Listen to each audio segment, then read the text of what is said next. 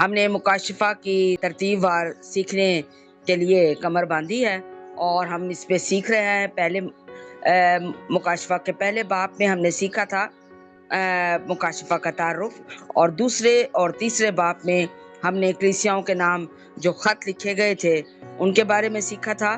ہم نے چوتھے باب میں خدا کا تخت لگا دیکھا تھا اور اس کے ارد گرد کے ماحول پہ سیکھا تھا۔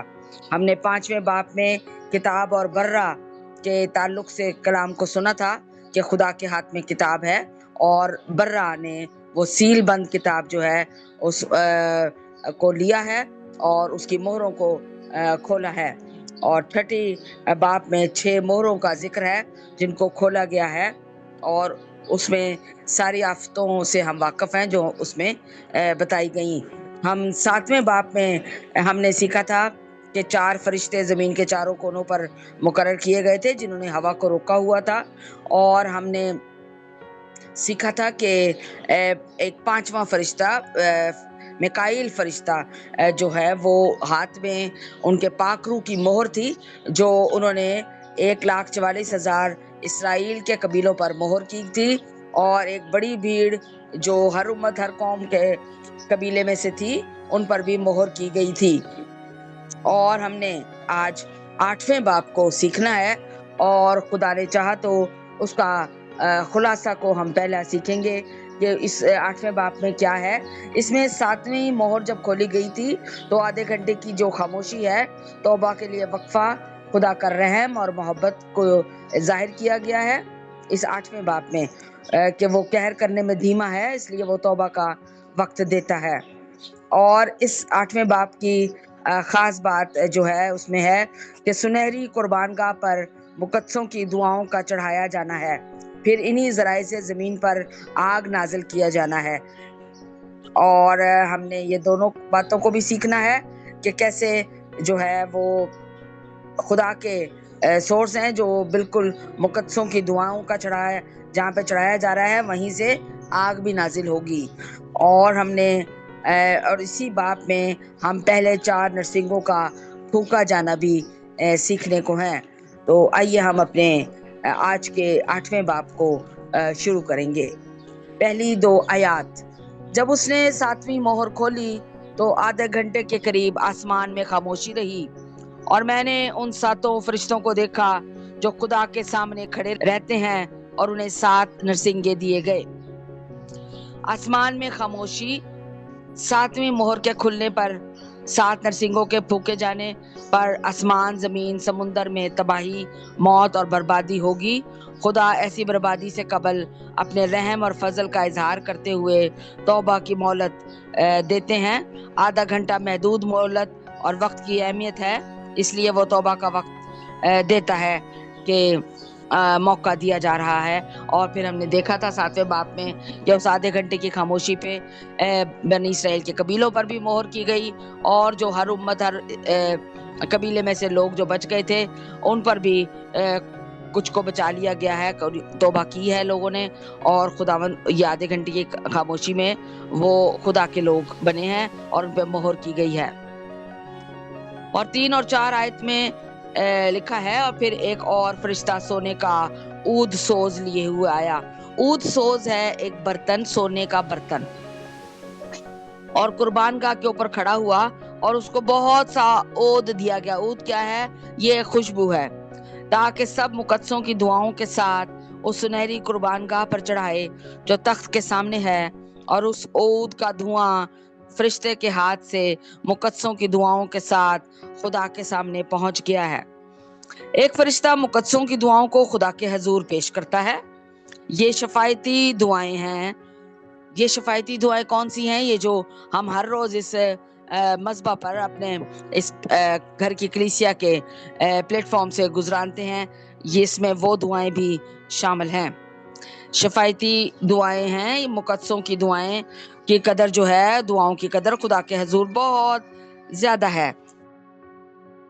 سونے کے عود سوز میں، سونے کے برتن میں، سونے کی قربان گاہ پر پیش کرتا ہے جو پاک ترین مقام مقدس میں ہے۔ اس فرشتے کو بہت سا عود دیا گیا جو یہ ظاہر کرتا ہے کہ دعاؤں کی تعداد بہت زیادہ ہے۔ دعاؤں کا عود یا بخور کے ساتھ گزارے جانے کا بھید یہ ہے کہ خوشبو خدا کو پسند ہے، اور ایمانداروں کی دعائیں بھی خدا کے حضور بخور کی مانند ہیں۔ خدا اپنے لوگوں کی دعاؤں کی تعداد خواہ کتنی ہی کیوں نہ ہو خدا کے حضور مقدم ہے، وہ دعاؤں کا سننے والا ہے۔ اور ہم نے اس آیت میں سیکھا ہے کہ کیسے سونے کے برتن میں، سونے کی قربان گاہ میں جو ہے وہ مقدسوں کی شفاعتی دعائیں جو ہیں پیش کی جا رہی ہیں، اور خداوند نے اس کی خوشبو لی ہے، اسے قبول کیا ہے۔ اور 5ویں آیت میں ہے، فرشتہ نے عود سوز کو لے کر اس میں قربان گاہ کی آگ بھری، اسی برتن میں جس میں دعائیں ڈالی گئی تھی۔ اب کیا کیا ہے، قربان گاہ میں سے ہی آگ کو جو ہے اس برتن میں ڈال دیا گیا ہے، اور زمین پر ڈال دی گئی، اور گرجیں اور آوازیں اور بجلیاں پیدا ہوئیں، اور بھونچال آیا ہے۔ اور اس کی جو ہے ہم اس کو سمجھنے کے لیے بات کریں گے کہ دعاؤں کی قبولیت کے بعد جو ہے عود سوز جو ہے اس میں قربان گاہ کی آگ بھر دی گئی ہے اور زمین پر انڈھیل دی گئی ہے دعا اور توبہ کا، کیونکہ ایک وقت ہے، نہ توبہ کا موقع ہے اس کے بعد، اور اس کے گزر جانے کے بعد نہ دعاؤں کی سنوائی ہے، نہ توبہ کا موقع ہے۔ جو وسائل خدا کے رحم کے لیے استعمال ہوتے ہیں وہی اب تباہی اور بربادی کے لیے استعمال ہوتے ہیں۔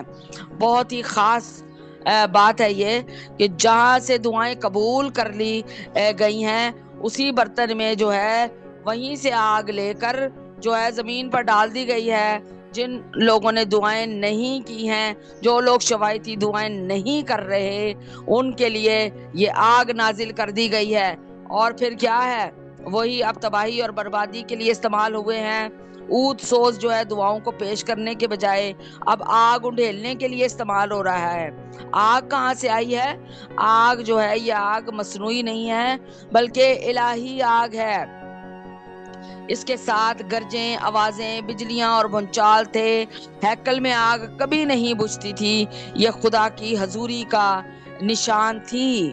ضروری ہے کہ جو سورسز جو ہیں وہ اگر ابھی موقع ہے کہ دعائیں کی جائیں، ان کے جواب آ رہے ہیں، تو آج جو اور یہ جو فضل کا وقت ہمیں ملا ہے، مہلت ملی ہے، اس سے آج کے دن ہی فائدہ اٹھا لیں، کیونکہ اس کے بعد یہ آگ بن جائے گی، اور یہی آگ آپ کے گھروں میں ہی، آپ کے گھروں کو ہی جلا دے گی۔ آپ کے آس پاس کے وہ سارے سورسز جن سے ہم خوش ہوتے ہیں وہ سب ہمیں بربادی کے لیے استعمال کرتا ہے، اور یہ خدا کی طرف سے ہوگا۔ اور لکھا ہے یہ خدا کی حضوری کا نشان تھی یہ آگ، اور یہ آگ وہ جو خدا نازل کر دے گا وہ بجھنے کی بھی نہیں ہے۔ وہ اس سے پہلے ہی آج کا دن جو ہے وہ جیسے یوتھ کے لیے دعا کی گئی ہے، تو آج ہی کا دن ہے کہ مائیں بالکل اس بات کو سمجھیں کہ دعائیں کرنی ہیں، بچوں کے لیے کرنی ہے، اپنے ہسبینڈ کے لیے کرنی ہے، سب سے پہلے اپنے گھر کے لیے کرنی ہے، تاکہ گھروں کے ماحول درست ہو جائیں، ورنہ یہی آگ بن جائیں گے۔ 6 آیت ہے، اور وہ 7 فرشتے جن کے پاس وہ 7 نرسنگے تھے پھونکنے کو تیار ہوئے۔ توبہ کے لیے مہلت دیے جانے اور دعاؤں کی قبولیت کے بعد فرشتے نرسنگے پھونکنے کو تیار ہیں۔ ان کے پاس نرسنگے موجود ہیں، ان کا کام بھی انہیں معلوم ہے، تو بھی وہ اپنی مرضی سے نہیں کرتے بلکہ خدا کے حکم کے منتظر ہیں۔ آسمانی مخلوق خدا کے حکم کے تابع ہے، انسانی مخلوق خدا کے کام میں اس کے حکم کے مطابق عمل کرتی ہے۔ خدا فرشتوں کو آسمان، زمین اور سمندر کی گہرائیوں میں اپنے ارادوں اور منصوبوں کے لیے استعمال کر رہا ہے۔ اور 7ویں آیت، اور جب پہلے نے نرسنگا پھونکا تو خون ملے ہوئے اولے اور آگ پیدا ہوئی اور زمین پر ڈالی گئی، اور تہائی زمین جل گئی، اور سمندر اور تہائی درخت جل گئے، اور تمام ہری گھاس جل گئی۔ پہلا نرسنگا پھونکا گیا ہے۔ پہلے نرسنگے کے پھونکے جانے پر زمین کے کونوں پر جو مقرر فرشتوں میں سے ایک نے اپنا دیا گیا اختیار استعمال کیا ہے۔ اس نے زمین پر خون ملے ہوئے اولے اور آگ ڈالی، جس سے تہائی زمین، تہائی درخت اور تہائی تمام ہری گھاس جل گئی ہے۔ خدا کی طرف سے آفتوں اور تباہ کاریوں کے وسیلے سے انسان کے لیے آگاہی ہے کہ ابھی بھی توبہ کا وقت ہے۔ یہ جزوی تباہی، گنجائش اور مہلت کا نشان ہے۔ یہ آفت گزرے زمانے میں مصریوں پر بھی آئی تھی۔ ان کے کھیتوں کی ساری سبزی اور درخت مارے گئے تھے۔ ایماندار اور برگزیدہ لوگ اس نرسنگے کی آفات سے محفوظ رہیں گے۔ جیسے فرعون کے زمانے میں سارے مصر میں اولے گرے اور آگ سے تباہی ہوئی، لیکن جشن کے علاقے میں جہاں بنی اسرائیل رہتے تھے یہ آفات نہ آئیں۔ اس طرح خدا آخر زمانے میں اپنے برگزیدہ لوگوں کو محفوظ رکھے گا۔ 8ویں اور 9ویں آیات: اور جب دوسرے فرشتے نے نرسنگا پھونکا تو گویا آگ سے جلتا ہوا ایک بڑا پہاڑ سمندر میں ڈالا گیا، اور تہائی سمندر خون ہو گیا، اور سمندر کی تہائی جاندار مخلوقات مر گئی، اور تہائی جہاز تباہ ہو گئے۔ دوسرا نرسنگا پھونکا گیا ہے، آگ سے جلتا ہوا پہاڑ سمندر میں ڈالا گیا۔ پہاڑ سمندر میں گرا نہیں ہے بلکہ ڈالا گیا ہے۔ یہ سمندر کے اندر ہی سے پھٹا ہے، جیسے 2001 تا 2010 کے درمیانی میں اشرا میں سونامی طوفان کے وقت انڈونیشیا، سری لنکا، فلپائن، بنگلہ دیش، ہندوستان اور کئی دیگر ممالک میں ہوا، اور حال ہی میں امریکہ اور مشرق وسطیٰ کے کئی ممالک اور جاپان میں بھی ایسے طوفان برپا ہوئے ہیں جن سے آبی مخلوق ماری گئی، جہاز اور املاک تباہ ہو گئیں، اور سمندر خون آلود ہو گئے ہیں۔ 10ویں اور 11 آیات: اور جب تیسرے فرشتے نے نرسنگا پھونکا تو ایک بڑا ستارہ مشل کی طرح جلتا ہوا آسمان سے ٹوٹا اور تہائی دریاؤں اور پانی کے چشموں پر آ پڑا۔ اس ستارے کا نام ناگدونا کہلاتا ہے، اور تہائی پانی ناگدونے کی طرح کڑوا ہو گیا، اور پانی کڑوا ہو جانے سے بہت سے آدمی مر گئے۔ تیسرا نرسنگا پھونکا گیا ہے، بڑا ستارہ مشل کی طرح جلتا ہوا آسمان سے ٹوٹا ہے۔ اس ستارے کا نام ناگدونا ہے، جس کے معنی ہیں کڑوا اور زہریلا۔ یہ خربوزے کی شکل کی ایک جو ہے جنگلی بیل ہے، اور یہ ستارہ دریاؤں اور چشموں کے پانی کو کڑوا کرنے کے لیے ہے۔ کڑوے پانی کے استعمال سے لوگ مریں گے، اور آج بھی پانی کے بہت سارے مسائل ہیں۔ اول تو پانی کی کمی کے مسائل ہیں، پھر پانی کے گندا ہونے کے لیے آئے دن ہم سنتے ہیں کہ پانی ایسا گندا ہے کہ پینے کے لائق نہیں ہے، اور پلس اب کر دیا گیا ہے کہ وہ کڑوا اور زہریلا بھی ہے، اور اس سے کیا ہوگا، لوگ جو ہے اس کو پینے سے مر جائیں گے۔ اور یہ تیسرا نرسنگا جو پھونکا گیا اس کے بعد ہوگا۔ اور 12 آیت: اور جب چوتھے فرشتے نے نرسنگا پھونکا تو تہائی سورج اور تہائی چاند اور تہائی ستاروں پر صدمہ پہنچا ہے، یہاں تک کہ ان کا تہائی حصہ تاریک ہو گیا ہے، اور تہائی دن میں روشنی نہ رہی، اور اسی طرح تہائی رات میں بھی۔ چوتھا نرسنگا جب پھونکا گیا ہے تو پہلے 3 نرسنگوں کا تعلق جو تھا وہ زمین، سمندر، دریاؤں، چشموں اور درختوں سے ہے، جبکہ چوتھے نرسنگے کا تعلق جو ہے براہ راست آسمان سے ہے۔ اس نرسنگے کا اثر سورج اور چاند اور ستاروں پر ہوا ہے، اور تہائی سورج اور تہائی چاند اور تہائی ستاروں پر صدمہ پہنچا ہے۔ مطلب یہ ہے کہ تہائی دن یعنی 4 گھنٹے اور تہائی رات یعنی 4 گھنٹے دن اور رات تاریکی رہی۔ یہ پہلی بار نہیں ہوگا بلکہ ایسا قبل از مسیح ہو چکا ہے۔ خروج 10:22 میں یوں لکھا ہے: اور موسیٰ نے اپنا ہاتھ آسمان کی طرف بڑھایا، اور 3 دن تک سارے ملک میں مصر میں گہری تاریکی رہی۔ مقدس لوکا کی انجیل 23 اور 24 آیات میں یوں لکھا ہے: پھر دوپہر کے قریب سے تیسرے پہر تک تمام ملک میں اندھیرا چھایا رہا۔ آتش فشاں پہاڑوں کے پھٹنے، آندھیوں، طوفانوں، فضائی آلودگی، ایٹمی دھماکوں، سورج اور چاند گرہن سے اور الہی دخل اندازی سے ایسا ہوگا۔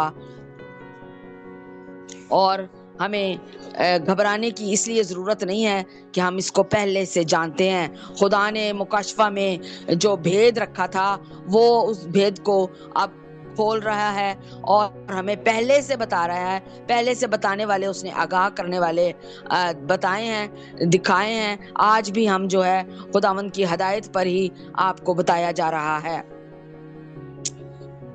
13 آیات اس باب کی آخری آیت ہے اور بہت خاص پیغام دے رہی ہے۔ اور جب میں نے پھر نگاہ کی تو آسمان کے بیچ میں ایک عقاب کو اڑتے دیکھا اور بڑی آواز سے یہ کہتے سنا کہ ان 3 فرشتوں کے نرسنگوں کی آوازوں کے سبب سے جن کا پھونکنا ابھی باقی ہے، زمین کے رہنے والوں پر افسوس، افسوس، افسوس۔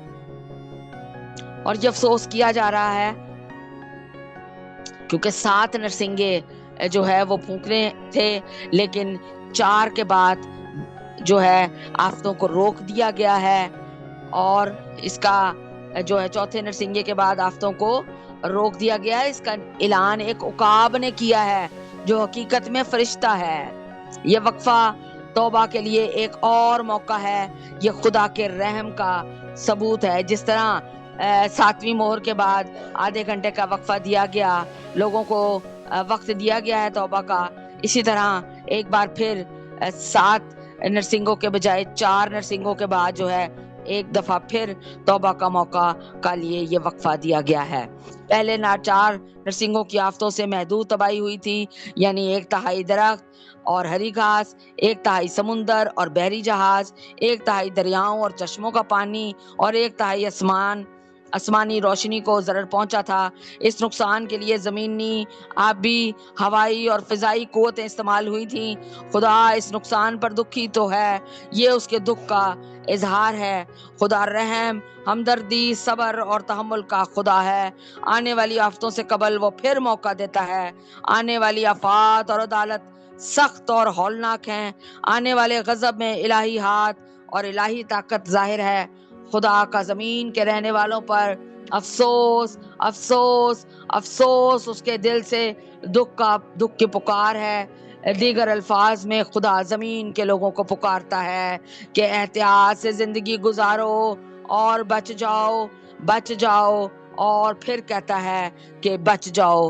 تو خداوند ہم مجھ پر اور آپ پر فضل کریں کہ جب آج فضل کا زمانہ ہے اور فضل کا وقت ہے، مہلت کا دن بھی موجود ہے، تو آج ہی ہم اور آپ بچنے کی کوشش کریں، احتیاط سے زندگی گزاریں، اور یاد رکھیں کہ سب سے زیادہ گھر کے اندر۔ اور خداوند مجھے اور آپ کو ایسا کرنے کا بھاری فضل دے، یسوع کے نام میں آمین۔